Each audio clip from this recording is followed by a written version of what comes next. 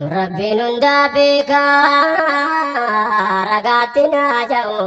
ilaahiin keenya gargaarsa nuuf haa ta'u hamma ergaan nabii addunyaa wal ga'u ni abdanna rabbiin bakka nuuf haa ga'u jiruu keenya guutuu diniidhaaf yaaddahu rakkoo bal'oo keessatti bakka fedhe ta'u nu taasise nasriif kan sababa ta'u. Kauling ke watau yo musika jela argane gamajala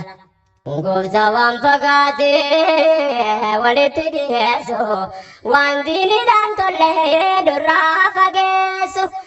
Ulamota kenya no fajajabesu dalu talmi dalu sanu fadadanesu jecha ulamota beyatamesu